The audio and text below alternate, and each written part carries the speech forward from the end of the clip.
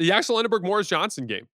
So I've caught quite a bit of Yaxel to this point because I watched a couple of his the games that he played earlier in summer league, and you can kind of like see all of the realities of who he's going to be as an NBA player rise to the surface immediately, right? Like there were things that were obviously strengths for him coming in as we all scouted him, and then there were things that were obvious weaknesses for him. And we saw some of those weaknesses today. Like when he tries to run action off the dribble, he's a little loose with his handle and not super explosive in like one-on-one situations or even getting downhill off of a screen. And so it's not going to be something that where I think he walks into Golden State and runs a bunch of action right away, right? He got switched on to Ryan Nembhard a couple times, and Ryan just hit him with simple aggressive driving moves, and he committed fouls, right? So like, do I think Yaxel's going to just be able to switch on to point guards in the NBA and get stops right away? No, I don't, right? Sorry to interrupt the video, guys. If you've made it this far, it would mean a lot if you would just take a second to hit that subscribe button. But like that, when I look at the weaknesses for Yaxel, they kind of they line up with what I expect his Warriors experience to look like. Do I think he's a really high level on ball creator? No, but I don't think that's something he's going to be doing a lot for Golden State.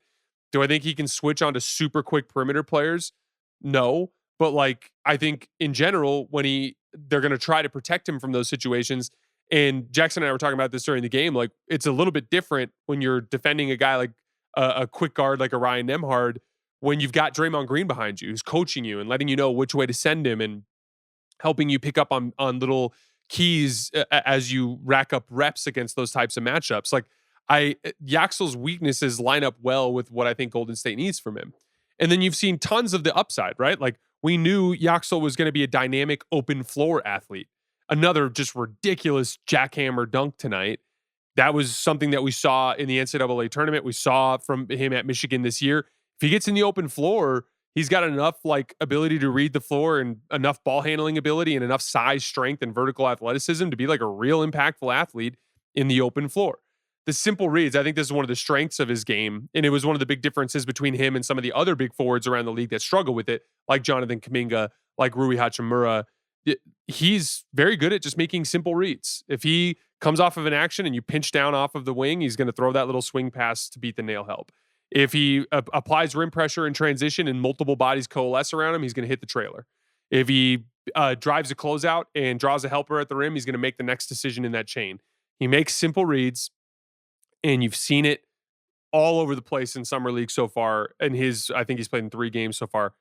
Just knock down 3-point shooter. And that's really the most exciting part. Now, when I dug into his tape earlier this season, a couple months ago, the numbers were showing that he kind of showed a little bit of a downtick in his efficiency when his base would get disrupted. So like if he had all day to get his feet set, he just was very accurate.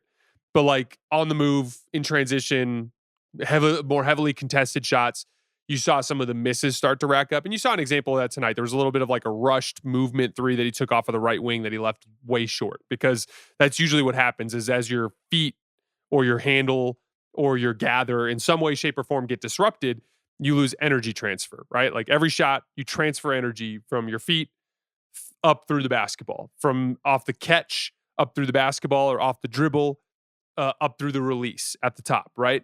And if you have something that disrupts that chain gets disrupted. And all of the high-level pull-up shooters and high-level contested shooters, they're great at making adjustments in the middle of their release, right? Like, oh, this got disrupted, but I can fix it at the end, right?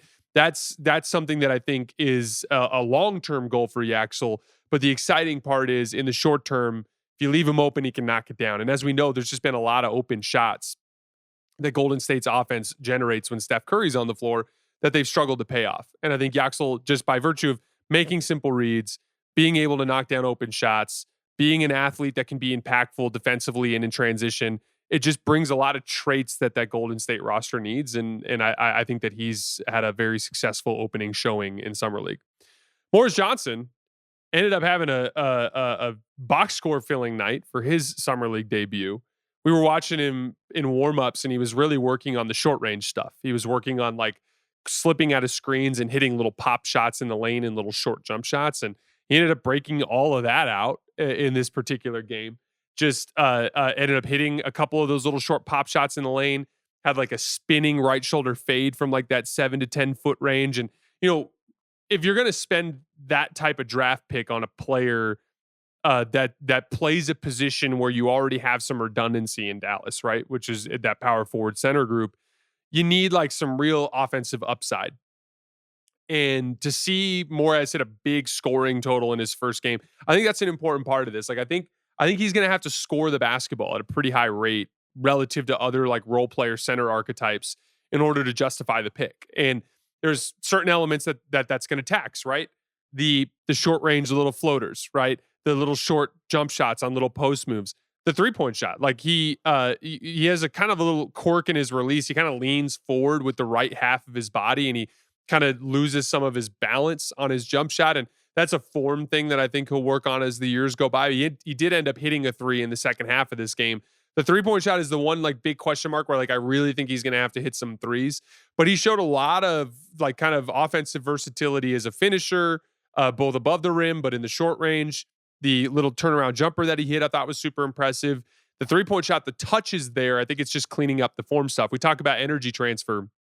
When you drift and you have kind of sloppiness in your base, that costs you energy on every single shot, even the ones when you're open, right?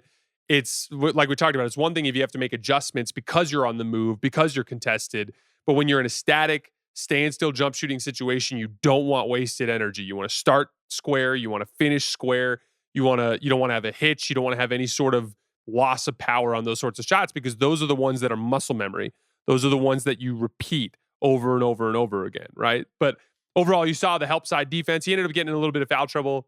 The one he picked up 2 fouls on Yaxel where like he went vertical, but then like there was one where he swiped down first and fouled Yaxel, then went vertical. There's one where he started vertical, but then swiped down, where it's like you're big, you're strong, you have long arms, you're in the way. Just be in the way. Make them make a shot. Don't get too greedy in those situations because that's how you end up picking up fouls, and you end up getting a little bit of foul trouble. But overall, I Morez, I think getting a big scoring total bodes well for him. I think that's going to be something to keep an eye on with him. I think he's going to have to score the basketball.